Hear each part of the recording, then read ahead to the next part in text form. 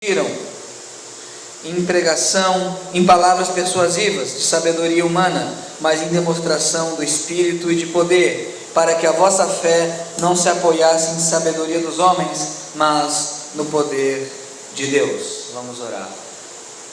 Pai, em nome de Jesus, nós te louvamos, Senhor, pela mensagem mais sublime de todas, pela mensagem que molda a criação, pela mensagem que redimiu a criação, pela mensagem que é o centro das Escrituras.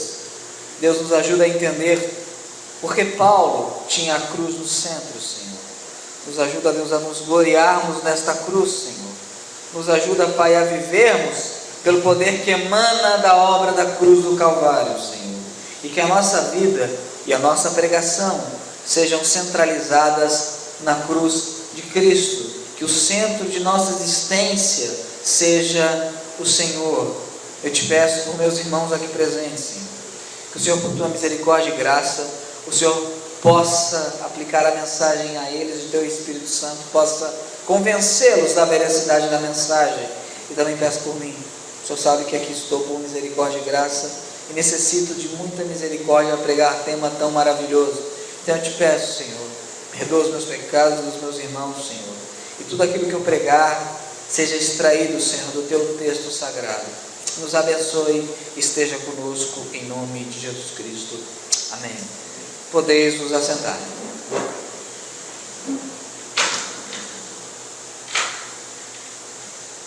A centralidade da cruz de Cristo na pregação de Paulo. O cristianismo tem alguns símbolos. O cristianismo tem alguns emblemas. Temos a manjedoura, expressa o nascimento.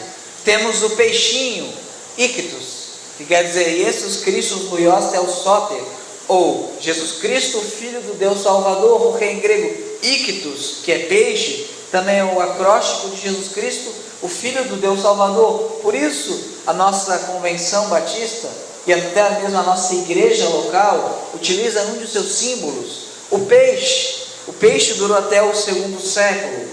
Porém não foi a manjedoura, nem o peixe, nem mesmo outro símbolo famoso, que é a Bíblia aberta, que moldou a identidade do cristianismo. Qual é o símbolo mais famoso do cristianismo? Qual é o símbolo que mais remete à coisa mais importante do cristianismo? Porque nem todos sabem que ictus quer dizer Jesus Christus Huios Theos Soter. Quando você vê um peixinho no carro, você ali, Jesus Christus Huios Theos Soter, você não pensa nisso. Só quem estudou pensa nisso. Na manjedoura, a gente remete ao que? Ao nascimento de Cristo. Jesus nasceu. A Bíblia, a palavra de Deus, mais um símbolo se sobressaiu entre todos. A mensagem de Paulo não era pregada no peixe, não era centralizada no peixe, melhor dizendo, não era centralizada na manjedoura, era centralizada aonde? Na cruz.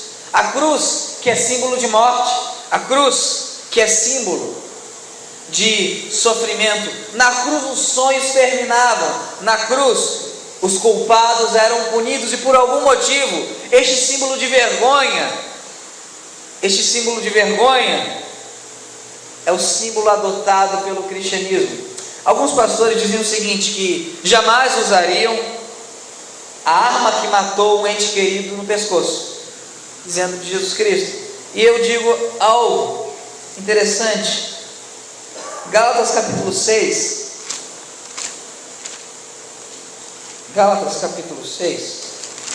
versículo 14, nos mostra a importância da... Quando eu falo cruz, eu não estou dizendo simplesmente de um objeto, não é isso que eu estou dizendo, embora o símbolo desse objeto nos remete à coisa mais maravilhosa que nos aconteceu. Falando de algo maior. Gálatas capítulo 6, versículo 14, ali Paulo está dizendo algo interessante, né? Mas longe esteja de mim gloriar-me, a não ser na manjedoura,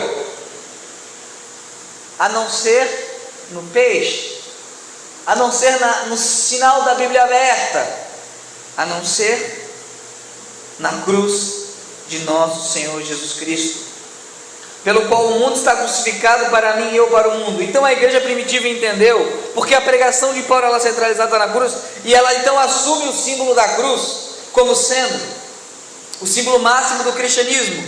E por que o símbolo da cruz foi assumido? Porque ela remete à pregação máxima do cristianismo. A pregação do cristianismo não é a sua felicidade. A cruz não lembra a felicidade, gente. A cruz não lembra a felicidade. O símbolo máximo do cristianismo não é, de maneira alguma, a realização dos seus sonhos. Não é a sua vida financeira, não é a sua saúde, não é o seu casamento, porque se houvesse ainda crucificação, os seus sonhos, o seu casamento, a sua vida financeira terminariam numa cruz.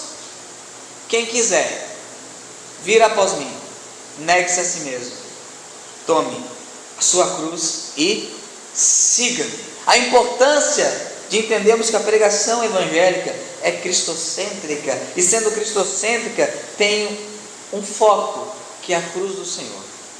Quando eu falo de novo a cruz, não estou me referindo ao objeto, estou me referindo à obra feita naquele objeto, aquela obra que é fantástica. Infelizmente, a mensagem cristã, ela foi sendo trocada com o tempo, e foi sendo diluída com água com açúcar, e nós substituímos a cruz por pombinhas, substituímos a cruz por arca da aliança, substituímos a cruz por coisas que não remetem ao sofrimento, porque não queremos sofrer. A nossa natureza não quer sofrer. A nossa natureza, de maneira alguma, quer um símbolo de sofrimento. Então, se nós não queremos nenhum símbolo de sofrimento, imagina uma pregação de sofrimento. Aí que eu entro. O fato de nós esquecermos a cruz indica uma coisa: a mensagem dela nos incomoda. A mensagem dela é odiosa aos homens. Ali em 1 Coríntios, capítulo 1, versículo 22 e 23, vai demonstrar que nunca a mensagem da cruz, depois eu vou falar o que é a mensagem da cruz, foi aceita. Porque os judeus pedem sinal, os gregos buscam sabedoria, mas nós pregamos a Cristo crucificado, que é escândalo para os judeus e loucura para os gregos. Sem a retorno à centralidade da cruz, não haverá reavivamento. Se a cruz não for o símbolo maior de sua vida, ou não for a coisa que você mais valoriza, não haverá reavivamento em sua vida. Isso não acontecerá, isso não ocorrerá. E o texto aqui de Paulo vai nos mostrar alguma coisa interessante. Ele vai nos dizer, primeiro, o que não é uma pregação centralizada na cruz. Segundo, o que é uma pregação centralizada na cruz. E terceiro, para que então é necessário uma pregação centralizada na cruz? Começaremos pelo primeiro, o que não é uma pregação centralizada na cruz de Cristo. Todo mundo que abre uma igreja, todo mundo que abre um templo, coloca uma placa, diz o seguinte: aqui nós pregamos a Jesus, aqui nós pregamos a Bíblia, aqui é falado a palavra de Deus. Só que eu posso identificar algumas características e verificar se tal pregação é ou não centralizada na cruz. Primeira característica de uma pregação que não é centralizada na cruz de Cristo: é uma pregação que subsiste, sustenta somente com sublimidade de palavras. Versículo 1, Paulo fala que não fui ter com eles, com a igreja de Corinto, com sublimidade de palavras ou de sabedoria. A palavra texto grego aqui, sublimidade de palavras, quer dizer o seguinte: palavras eloquentes. Paulo não está proibindo a eloquência numa pregação, ele está dizendo o seguinte: pregação não é eloquência. Pregação não é só eloquência. Quantas vezes muitos pregadores sabem falar acertadamente, sabem emocionar o público, sabem contar histórias, sabem nos levar onde eles querem, a sua mensagem é de uma eloquência tremenda, eles sabem colocar o tempo verbal, sabem fazer tudo certinho, sabem demonstrar inteligência.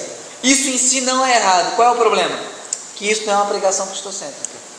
Se só houver isso, não é uma pregação cristocêntrica, não é uma pregação cristocêntrica. Barack Obama fala como ninguém, ele seria um excelente pregador, se assim quisesse, porque ele sabe falar extremamente bem, é extremamente eloquente. Michel Temer sabe falar muito, mas muito bem.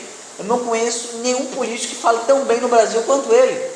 Porém isso, alguém falou Dilma, não, a Dilma não sabe falar bem. Porém isso, nada tem a ver com Cristo.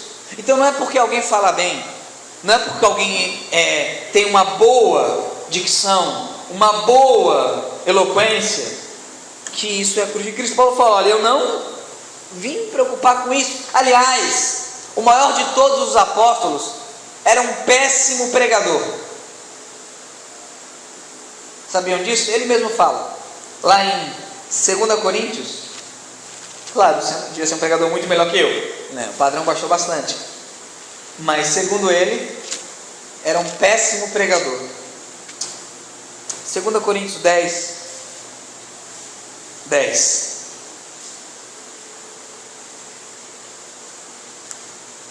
Paulo dizendo o que os outros falavam dele.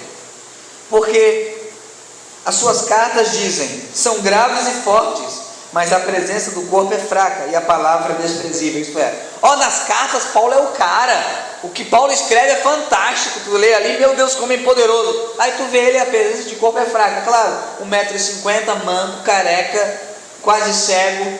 Meu Deus do céu, coitado, é o Smigol, né? Não vamos ligar para esse anão está dizendo. E a pregação, pior ainda, desprezível.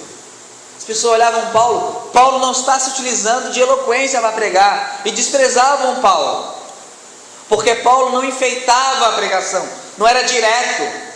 Ele era alguém que não se utilizava de recursos humanos para ser alguém que não era. Um outro aspecto do que não é uma pregação centralizada na cruz, versículo 4, Paulo diz o seguinte: e a minha palavra e a minha pregação não consistiram em palavras persuasivas de sabedoria humana. Olha que interessante. A missão do pregador é persuadir. Por isso que os tópicos da mensagem chamam proposições. Eu proponho algo a vocês, para que então vocês aceitem mediante a argumentação que eu faço de púlpito. Porém, isto que pode ser aprendido e treinado, não necessariamente quer dizer uma mensagem cristocêntrica, teocêntrica, porque muitos falsos profetas e pregadores são persuasivos.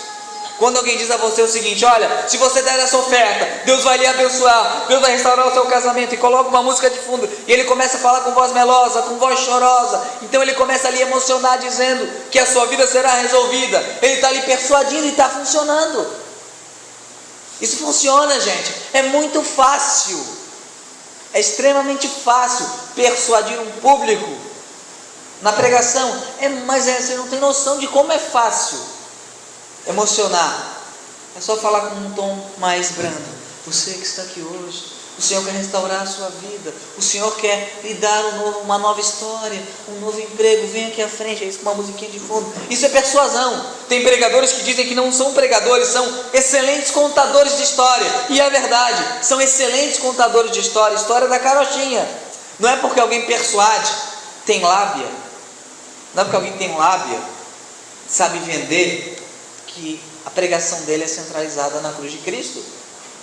Geralmente, essas pessoas que persuadem e só se utilizam disso, esquecem a cruz. Agora, eu disse, não é errado ser eloquente e nem persuasivo. Martin Lloyd Jones era eloquente e persuasivo, Spurgeon era eloquente e persuasivo.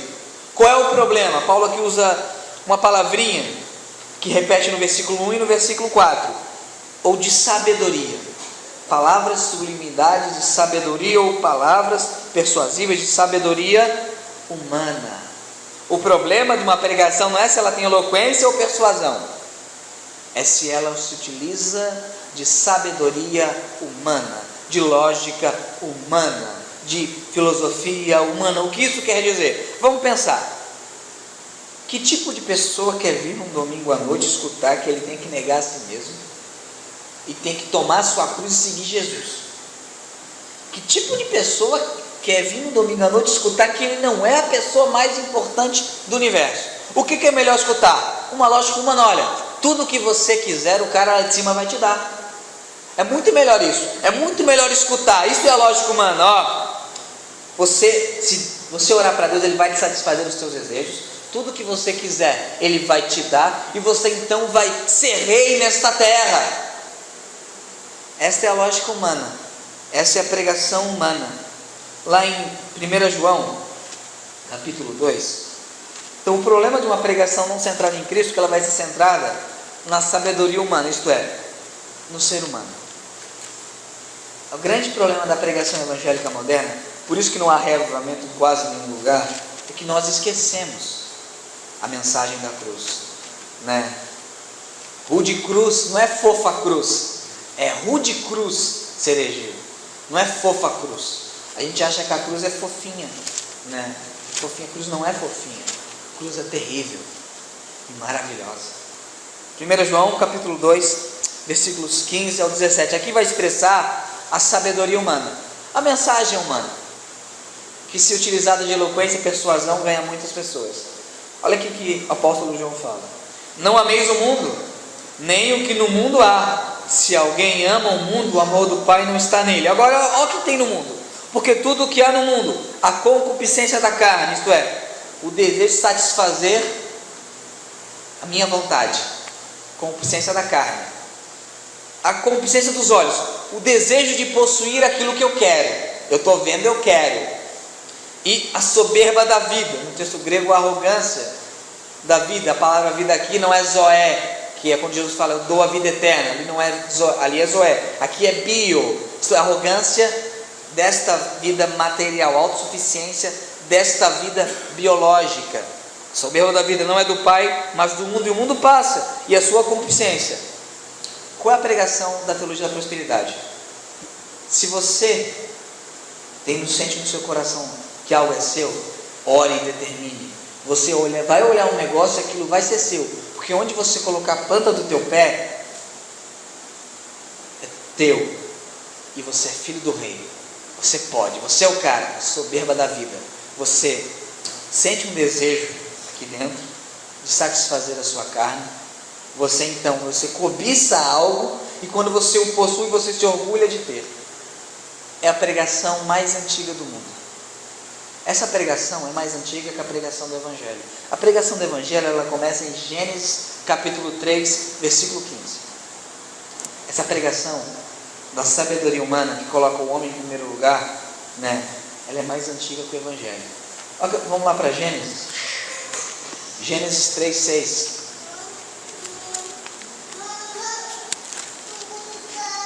Gênesis capítulo 3, versículo 6.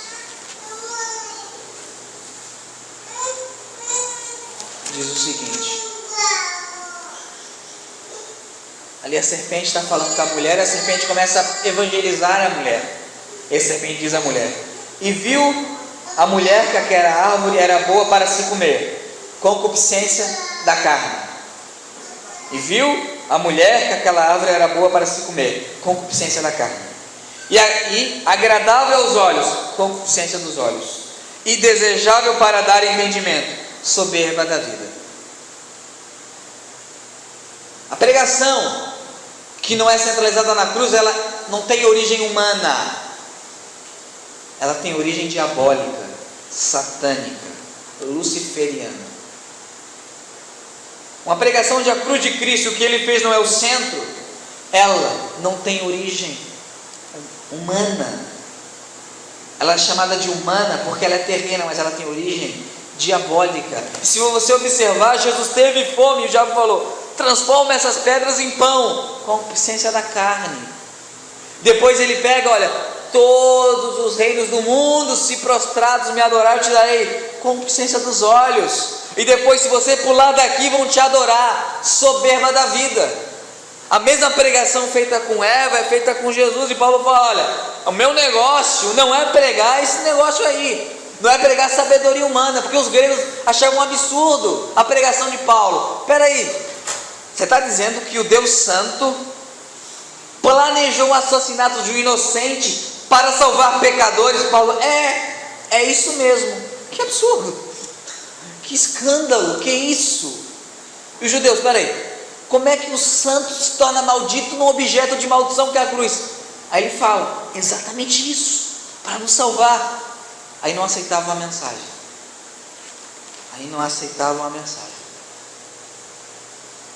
A cruz, a mensagem da cruz, ela é escandalosa. Então o que não é uma mensagem centralizada na cruz? É aquilo que vocês veem na TV todos os dias. Isso é uma mensagem diabólica, com origem no inferno. E eu provo isso em Gênesis capítulo 3. E o próprio Lúcifer repete a tentação com Jesus. Pão, não só de pão viverá o homem, Ele estava 40 dias, extremamente faminto, não só de prover ao homem, mas se prostrados me adorar, tudo isso te darei, não tentarás o Senhor teu Deus. Pula, e aí o diabo cita a Bíblia, está escrito, pula, e os anjos te darão auxílio, também está escrito, ao Senhor teu Deus adorarás e só a Ele servirás. O diabo é o principal pregador da mensagem da sabedoria humana, uma mensagem que coloca a lógica, que coloca os nossos sentimentos, que coloca a nossa vontade, que coloca a nossa vida acima. O que era mais importante? Comer pão e satisfazer uma necessidade biológica ou fazer a vontade de Deus? O que é mais importante? Negar a mim mesmo ou realizar os meus sonhos? Por isso que a mensagem da cruz, e quando eu redescobri, há muito tempo atrás, a mensagem reformada, a mensagem da cruz, as principais pessoas que se opuseram a mim e que eu mais me incomodei não foi o mundo, porque o mundo descobriu uma mensagem nova, foram os evangélicos, porque isso ofende a moral evangélica, acostumada a uma pregaçãozinha sem sal, uma pregaçãozinha que nos coloca no topo, como a coisa mais importante do mundo. Se você centralizar a cruz na sua vida, eu posso garantir o seguinte: se marido e mulher colocarem a cruz no centro, o casamento é resolvido. Se filho e pai colocarem a cruz no centro, a relação pai e filho é resolvida. O Senhor sabe o que faz. Então, se você vê um dia alguém pregar de maneira eloquente, de maneira persuasiva, poxa, que legal, treinou para isso. Isso é treinado, eu treinei no seminário isso. Eu estudei 6 meses isso. Agora, tem uma anedota muito interessante. O Dr. Spurgeon estava vendo uma pregação dos seus alunos. Imagina o privilégio de ser aluno do maior pregador do século XIX. Aí ele estava pregando esse aluno o texto de Eclesiastes, exegese perfeita, hermenêutica perfeita, tudo comando figurino, né? E o Spurgeon estava ali, o cara queria impressionar Spurgeon, imagina, eu ficaria borrando de medo, eu não ia pregar, né? Spurgeon está ali, aí de repente ele termina, todo mundo adorou a mensagem, ele chegou para o Spurgeon: Senhor Spurgeon, o que o senhor achou da mensagem? Aí o Spurgeon: excelente, só faltou Cristo nela. Só faltou Cristo nela. Se pregarmos as Escrituras, não falarmos de Cristo, não pregamos as Escrituras. Spurgeon falava: não há pregação sem pregos. Se não houver pregos, não há pregação. Não me interessa saber da vida de José, se José não me levar a Jesus. José não é meu salvador. Não me interessa saber como Abraão é fantástico, se aquilo não me levar a Jesus. É mais importante do que a fé de Abraão, o fato de Abraão ser um tipo de Deus o Pai, e Isaac ser um tipo de Deus o Filho, e ele entregar seu filho como cordeiro para ser imolado no Monte Moriá, que é o mesmo lugar que Jesus Cristo foi imolado. Isso é a pregação cristocêntrica. Então vamos verificar agora características de uma pregação centralizada na cruz. Olha o que Paulo fala: eu nada me propus saber. Paulo, você só prega isso? E quando ele fala eu nada me propus saber, não é que Paulo não sabia falar de outra coisa. Paulo era extremamente culto, extremamente inteligente. Paulo era o maior teólogo, é o maior teólogo da história do cristianismo. Depois de Jesus Cristo, ele é a pessoa mais importante na história do cristianismo. A sua importância em extensão é superior a Pedro. Mas Paulo fala: olha, eu nada me propus saber. Peraí, Paulo, mas como é que a gente vai enfrentar as adversidades do dia a dia, este mundo tenebroso? A cruz de Cristo. A cruz de Cristo. Então, qual é a primeira marca de uma pregação cristocêntrica? Versículo 1. E eu, irmãos, quando fui ter convosco, anunciando-vos o meu testemunho. É o que está escrito? O que está escrito? Anunciando o testemunho de Deus. Já notaram aqui a raridade? Existe, 1 ou 2 vezes já aconteceu aqui nesta igreja, mas a raridade de eu chamar alguém para dar testemunho. Já notaram? Não é porque eu me esqueço, é porque eu não acredito. Mas edifica uma semana. Paulo, o testemunho de Paulo, vou contar, já que ele quase não conta, eu vou fazer o favor de contar. Paulo era o maior perseguidor da igreja, e ele estava indo a caminho da Damasco, quando Jesus Cristo ressurreto aparece para ele. Alguém tem um testemunho melhor que o de Paulo aqui? Levanta a mão. Não, pois é. Paulo falou esse testemunho 3 vezes em 20 anos. No livro de Atos ele falou 3 vezes em 20 anos e falou para descrentes e nunca em local de culto. E falou para mostrar o que Deus fez na vida dele para os descrentes. Paulo não começava as suas pregações falando, eu sou ex isso, ex aquilo outro, ex aquilo outro, ex aquilo outro. Mas o cara é cristão, o cara só é ex. Uma pregação cristocêntrica não é centrada na minha vida. Você pode e deve falar o que Jesus fez na sua vida para outros, mas a pregação do Evangelho não é centrada na minha vida. Paulo fala que ele foi anunciando-vos o testemunho de Deus. Pregação centralizada na cruz tem o testemunho de Deus. O testemunho de Deus é Cristo. E a palavra testemunho no grego é martírios. Daí o termo mártir. Ele anunciou o martírio de Deus. Coisa fofinha. O martírio de Deus. O testemunho de Deus. A minha pregação eu cheguei anunciando. Não que eu fui ao terceiro céu. Paulo fala uma vez terceiro céu e fala, eu vou falar como louco, já que vocês estão me obrigando. Já que vocês estão me obrigando. Mas Paulo fala uma única mensagem. Ele se gloria em uma única coisa. Eu só me glorio na cruz de nosso Senhor Jesus Cristo, pelo qual eu morri para o mundo e o mundo para mim. Então, uma pregação cristocêntrica é focada no testemunho de Deus.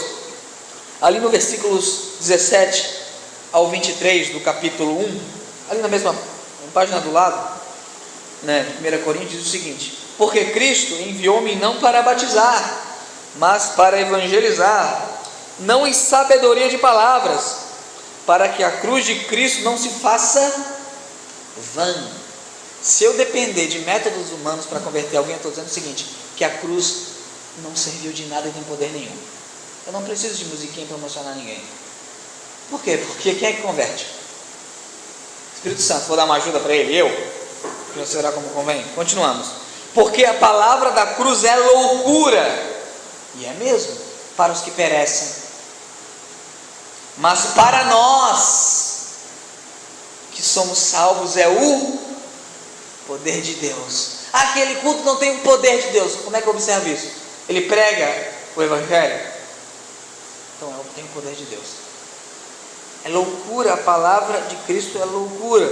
Continuamos, verso 23. Mas nós pregamos a Cristo crucificado, que é escândalo para os judeus e loucura para os gregos. Realmente, quando você observa em alguns lugares, quando começa a redescobrir a pregação reformada, você prega a pregação reformada, ou o pessoal acha que você está louco, ou você escandaliza eles com uma pregação muito forte. Ninguém é escandalizado com uma pregação fofinha, né? Isso não existe. É o testemunho de Deus. Agora, no que consiste esse testemunho? Primeiro, versículo 2 ali do capítulo 2.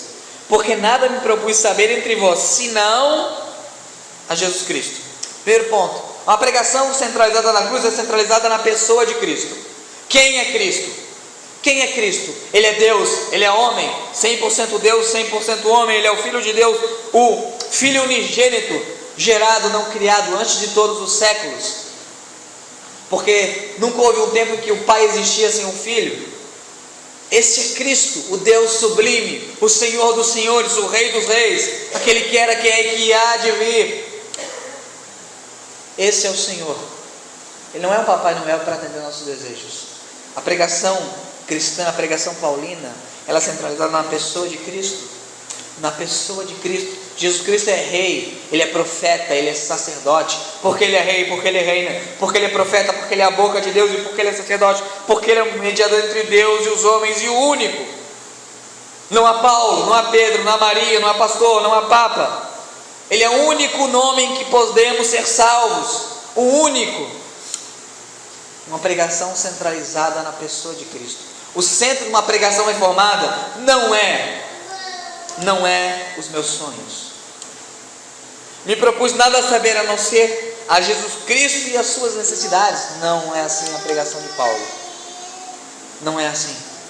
Porque nós não sabemos o que precisamos.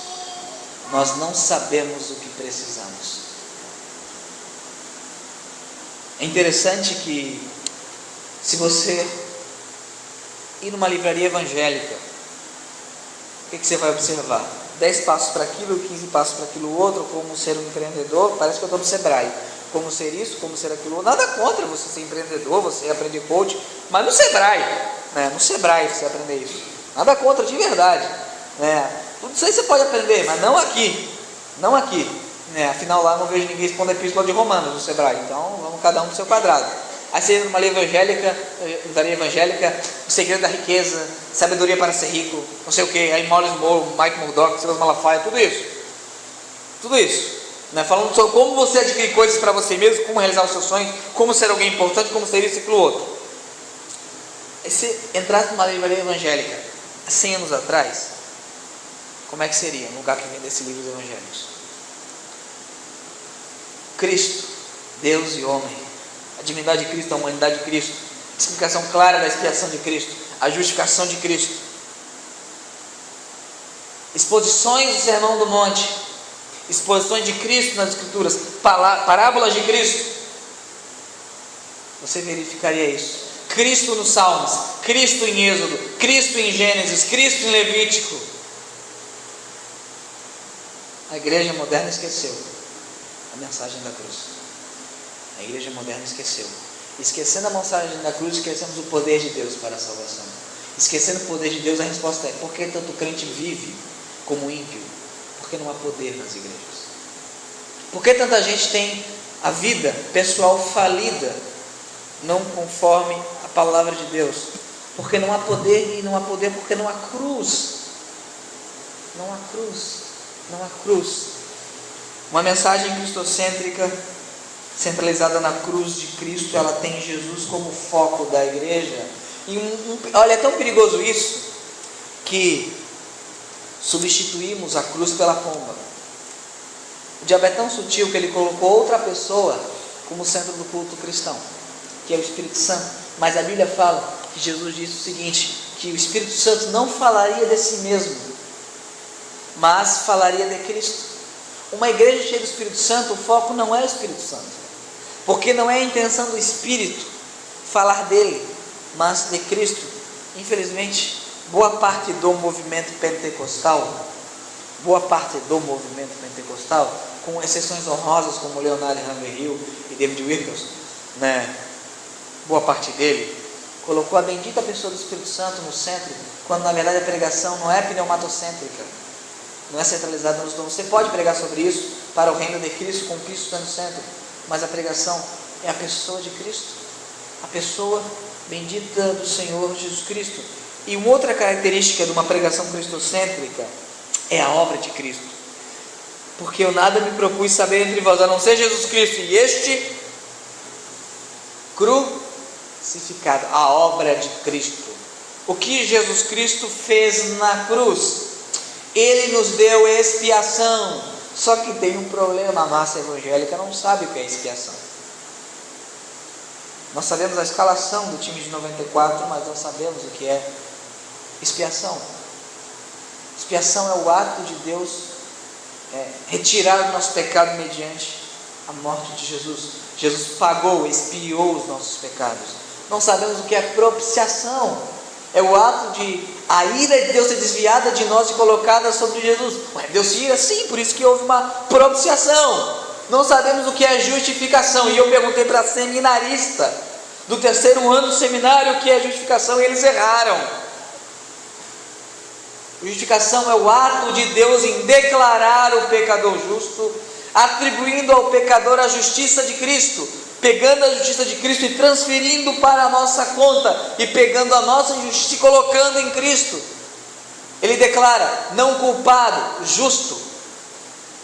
Justificação é isso, uma declaração florense. Num tribunal de Deus nós somos inocentes pelos méritos de Jesus Cristo, a obra de Cristo.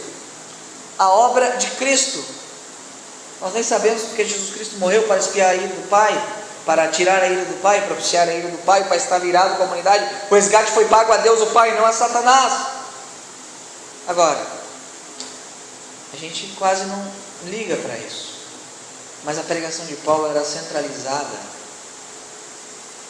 na cruz de Cristo. Agora, a mensagem de um Deus irado, não. A mensagem de Jesus morrendo para pagar o meu hediondo pecado, não. É melhor a gente suavizar a mensagem do Evangelho. Agora, por que a centralidade da cruz foi retirada das igrejas? É só ver, tem igreja que tem globo de ouro, mas é um escândalo ter uma cruz. Aí tem globo de ouro, globo luminoso, globo ali, tem um monte de coisa. É só procurar que tem, né? Parece aquela novela Dando Sem Vez, né? É cafona, além de totalmente sem noção, uma igreja é cafona, né? Por que a centralidade da cruz e da pregação da cruz foi retirada? Porque é interesse do diabo. O diabo tem muito medo. A expressão que o diabo foge da cruz é verdadeira, né? Ele tem muito, muito medo. Vamos abrir ali em 1 João.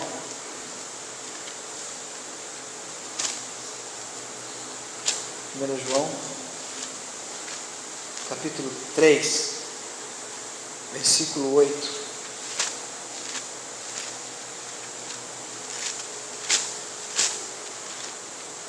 Primeira epístola de São João, capítulo 3, versículo 8.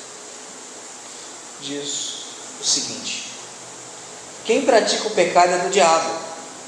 Viu? Não é nem crente carnal, é do diabo. Porque o diabo peca desde o princípio. Para isto, o Filho de Deus se manifestou. Para quê? Para desfazer as obras do diabo. Agora, qual é a forma que Jesus Cristo desfez? Destruiu as obras do diabo. Colossenses, capítulo 2, versículos 14 e 15, vamos dizer a forma que o Senhor destruiu as obras do diabo.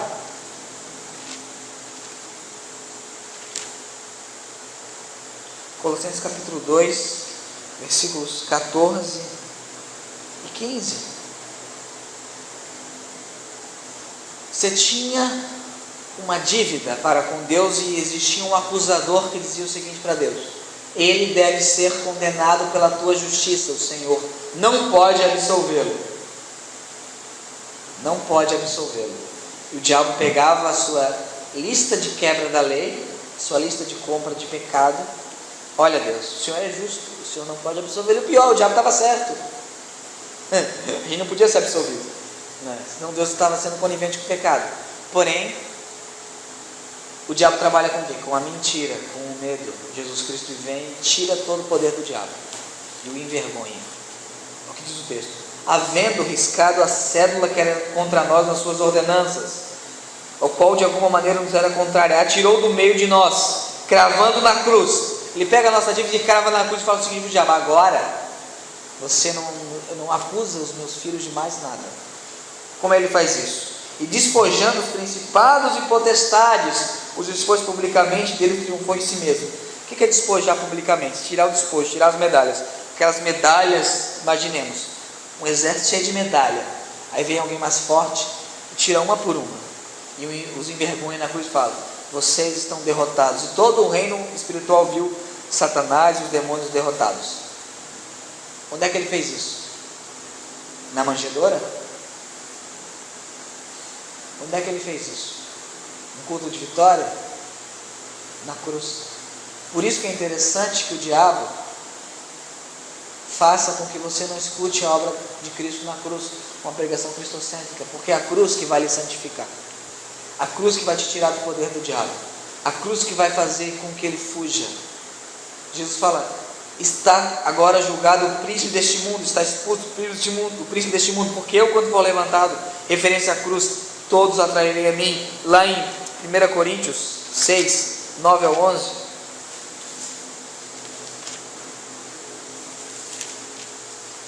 diz o seguinte: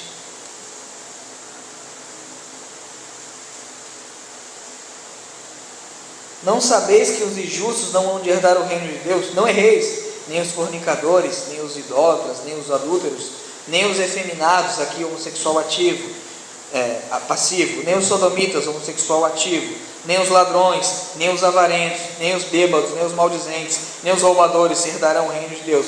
É que algum de vós tem sido, foram antes, mas haveis sido lavados, mas haveis sido santificados, mas haveis sido justificados em nome do Senhor Jesus e pelo Espírito de nosso Deus.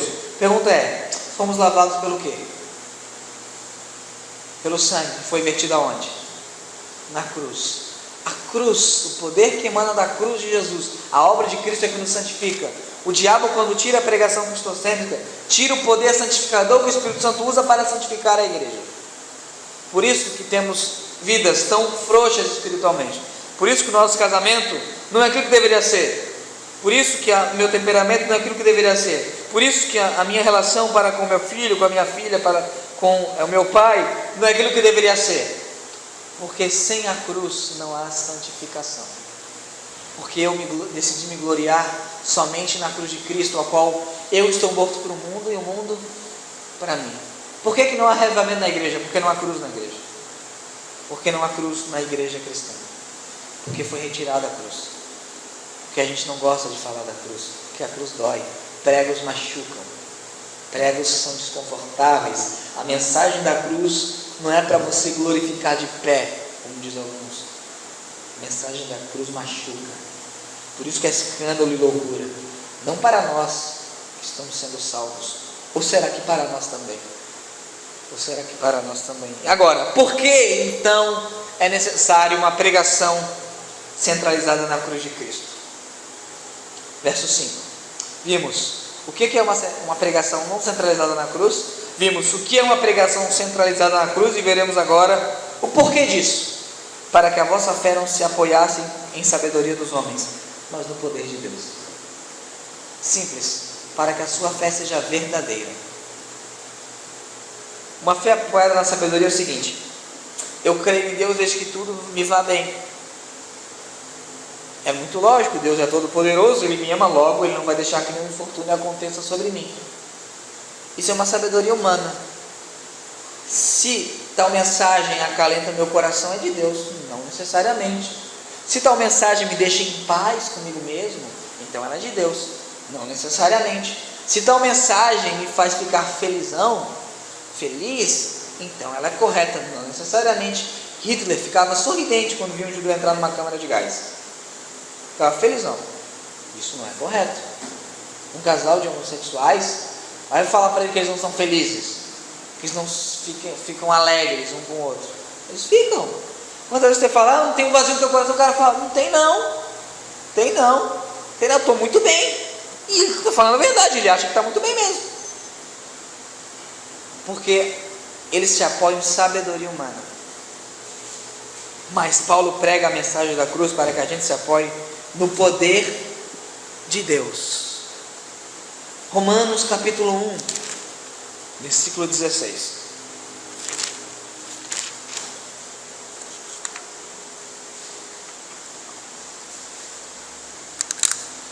Romanos 1,16. A acrópole da fé cristã. A passagem que deu a reforma. E este ano comemoramos, para quem não sabe, o quê? Vamos ver se alguém sabe. 500 anos de reforma protestante. Dia 31 de outubro de 1517, Martim Lutero prega 95 teses na Catedral de Wittenberg. Ainda bem que não tinha crente moderno. Eu ia falar o seguinte para Lutero: Lutero, para de julgar e vai evangelizar. Ainda bem que não tinha crente moderno lá, senão ia ter reforma. Aí Lutero, para de julgar os outros, a religião dos outros, e vai evangelizar, Lutero. Vai evangelizar. Só tu tá certo, Lutero? Ainda bem que não tinha crente moderno, senão ia ter reforma. A gente estaria até hoje de braços dados com Roma, né? Olha o que fala a acrópole da fé cristã. Porque não me envergonho do evangelho de Cristo, pois é o poder de Deus para a salvação de todo aquele que crê, primeiro do judeu e também do grego. E lá em Coríntios fala que a nossa fé se baseia, se apoia no poder de Deus, no evangelho. Lá em 1 Coríntios, capítulo 1, versículo 18 fala: porque a palavra da cruz é loucura para os que perecem, mas para nós que somos salvos é o poder de Deus. O poder de Deus é o evangelho. O evangelho é a mensagem da cruz. O evangelho é a palavra da cruz. E não há salvação sem pregação do evangelho. Não tem como você ser salvo ouvindo uma pregação que não é centralizada na cruz. Por quê? Porque a fé vem pelo ouvir, e ouvir a mensagem, a palavra de Cristo. Você só pode crer mediante uma ação preveniente de Deus, uma ação do Espírito Santo, e ela só haverá na sua vida se você ouvir a mensagem da cruz. O poder de Deus que transforma. Quantas pessoas aqui foram transformadas? Casamentos restaurados. Pessoas tiveram o seu temperamento mudado, a sua visão de vida transformada. Com o quê? Com o poder do Evangelho, simplesmente a pregação, domingo após domingo, exposição após exposição, paulatinamente, de maneira paciente, deixando que o Espírito Santo faça a obra. O Evangelho não precisa de nossa ajuda, não precisa de um apoiozinho, não precisa de sabedoria humana, não precisa condicionar vocês a se emocionar e aceitar uma mensagem que não é verdadeira. Porque se o Espírito Santo não convencer vocês, o que eu posso fazer é emocionar. Mas um filme também emociona, né? Quantos aqui já viram Um Amor para Recordar? Muitos. Filme que a gente gosta desse filme, né? E quantos choraram no filme? Muitos. Emoção pode ser boa ou pode ser ruim, e pode ser neutra. Agora, só uma mensagem pode transformar vidas. Por isso que o diabo tirou a cruz das igrejas. Você quer restaurar a sua vida espiritual? Aos pés da cruz. Você quer restaurar o seu casamento? Aos pés da cruz. Você quer que aquele fogo seja aceso? Cruz. A cruz. A cruz e somente ela. E somente ela. O diabo teme a cruz. Ele morre de medo da cruz. Ele não tem medo de você orar alto. Ele não tem medo da sua oração. Não tem. Não tem. Nós não sabemos orar como convém. Ele tem medo da cruz. Ele morre de medo da cruz. Porque na cruz ele foi derrotado. Na cruz. Ele quer que você se esqueça da cruz. Ele quer que você não lembre da cruz. Ele quer que a cruz seja só um negócio que você lembra de vez em quando. Quando lembra? Na ceia. Quando você vem. Quando nós pregamos a cruz e mostramos, esta é a mensagem cristã, este é nosso símbolo, esta é a base da nossa fé, a cruz de Cristo. Por que uma cruz? Já pararam para perceber? Billy Graham fala, a cruz ela é horizontal e vertical, porque ela liga o homem a Deus. Ela liga o homem a Deus. Billy Graham fala isso. A cruz de Cristo. Dr. Martin Lloyd Jones tem um livro de 300 páginas, que é a pregação dele de Gálatas 6,14, e não me gloriar em nada, somente na cruz, que é uma pregação, uma sequência de sermões, de um único versículo. Assunto na cruz, a cruz nos santifica, a cruz muda a tua mente, a cruz te restaura. E quando eu falo a cruz, entenda, a obra de Cristo, a obra de Cristo na cruz, que a gente possa viver isso, que a nossa pregação seja condizente com a nossa vida. Qual deve ser a nossa pregação? A mensagem da cruz, centralizada na cruz. Então como é que tem que ser a minha vida? Centralizada na cruz. O meu foco tem que ser a cruz, em como agradar a Deus, em como satisfazer a Deus, em como deixar Deus deleitoso com a minha vida. Essa tem que ser a minha obsessão. Ah, mas eu estou meio doente, eu estou isso, eu estou aquilo outro. Esse negócio tem que ser para fortes. Então eu vou dizer para encerrar, como é que nós devemos pregar essa mensagem? Como diria Leonardo Ravenhill, se o Espírito Santo estivesse entre nós, não estaremos rindo, estaremos chorando. Versículo 3. Como é que Paulo pregou aos Coríntios? No capítulo 2 de 1 Coríntios. E eu estive convosco em fraqueza, em temor e em grande tremor. Primeiro, Deus não precisa de você. Ele quer a mensagem que faz a obra. Eu estive entre vocês em fraqueza, isto é, doente. Paulo estava muito doente. Muito doente. Paulo tinha muitas doenças, né? E ele estava em temor e em grande temor. Nós devemos pregar essa mensagem com tremor e temor. O Pai agradou em moer Jesus Cristo. A palavra no hebraico é torturar, esmiuçar. Isso é terrível e maravilhoso. Porque sem essa tortura, sem essa ira derramada sobre o Filho, seria sobre mim e eu estaria condenado. Como é que eu tenho que pregar a mensagem? Em fraqueza. Deus não precisa da minha força. A minha força atrapalha a mensagem da cruz. A minha força é um problema.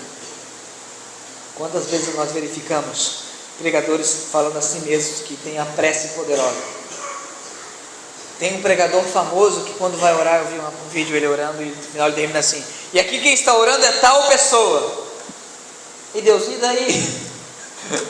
Grandes coisas. Não precisa me avisar, eu sou onisciente, não muda nada. A gente tem que ir em fraqueza, porque quando estou fraco é que sou forte. O meu poder se aperfeiçoa na tua fraqueza. Prega a mensagem dizendo o seguinte: eu dependo do Espírito Santo, eu dependo de Deus. Spurgeon subia a Catedral Metropolitana, lá tinha uma escadaria, e em cada passo ele falava o seguinte: eu dependo do Espírito Santo, eu dependo do Espírito Santo, eu dependo do Espírito Santo, eu dependo do Espírito Santo. No seu casamento, fala: eu dependo do Espírito Santo. Na sua vida, no seu trabalho, eu dependo do Espírito Santo. Para fazer você lutar contra aquele pecado que te atormenta dia e noite, eu dependo do Espírito Santo. Eu dependo do Espírito Santo. Diga isso, creia nisso. Não, que não vire um mantra, mas vire uma verdade em sua vida. E que a gente possa identificar o que não é uma pregação centralizada na cruz de Cristo. Possa identificar o que é uma pregação centralizada na cruz de Cristo e possa entender o porquê. Que a sua fé se baseie no poder de Deus, né? No poder de Deus. Por isso que eu acredito que eu nunca irei me desviar, não porque eu sou bom, mas porque eu entendo e entendi pelo Espírito a mensagem da cruz, e sei que para onde mais eu irei, se só tu tem as palavras de vida eterna. Vamos colocar em pé.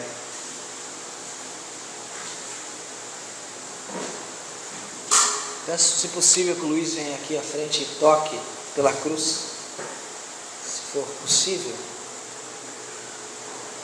Afinal, como cantamos, e é interessante a letra dessa música: pela cruz me chamou, gentilmente me atraiu. E foi exatamente assim. Jesus fala que ele, quando foi levantado da terra, atrairia todos a ele. Através do poder da cruz, a graça de Deus se espalhou no mundo e começou a chamar todo e cada pecador, e ela nos chama gentilmente. A cruz é muito gentil com o pecador, mas não foi nada gentil com o filho. Tem uma música da Fernanda Brum, e a música ela senta em cheio. As mãos que pregavam eram as mãos de Deus, a mão que segurava o martelo era a mão de Deus, e a música sentou em cheio. Não foi os romanos que mataram Jesus, não foram os judeus, foi Deus o Pai, né? E essa mensagem é a mensagem da igreja. Essa é a mensagem única da igreja. Cantemos, cantemos.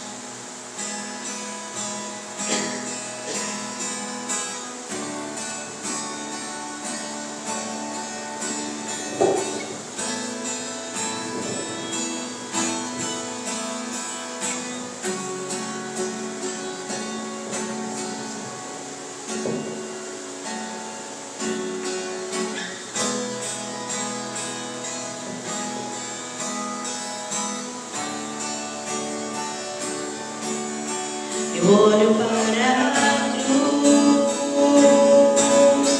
e para a cruz eu vou. Se eu sofrer participar, sua obra vou cantar. Meu Salvador na cruz mostrou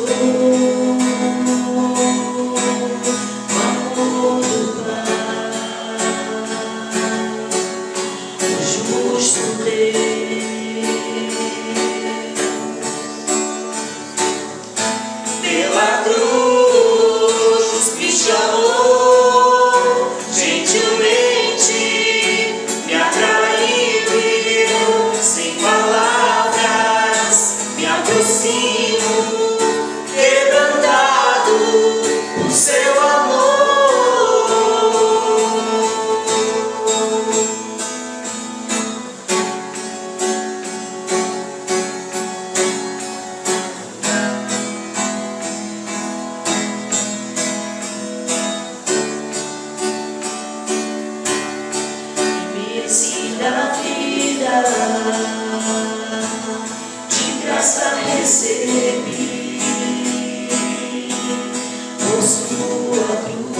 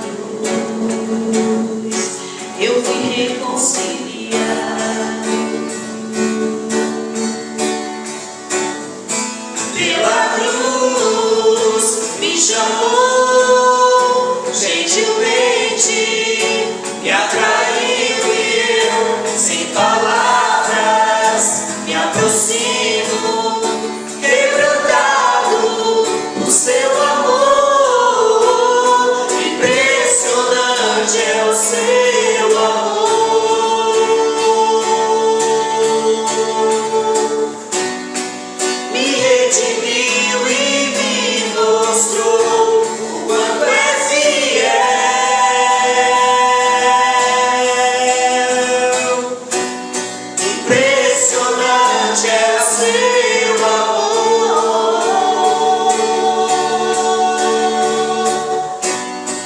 me redimiu e me mostrou o quanto é fiel.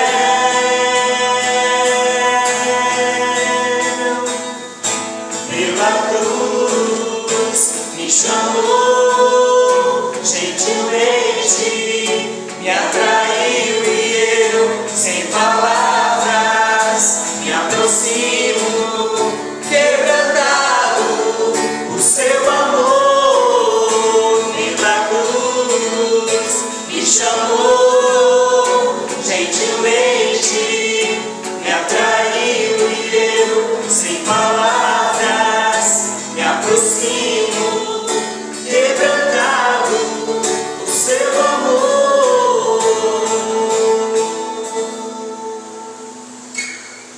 Mais longe esteja de mim gloriar-me a não ser na cruz de nosso Senhor Jesus Cristo, pelo qual o mundo está crucificado para mim e eu para o mundo. Que a graça do Senhor Jesus Cristo que emana da cruz, que o amor de Deus, o nosso Pai, e que a comunhão do Espírito Santo estejam com todos vocês. Orando silenciosamente, a reunião está encerrada.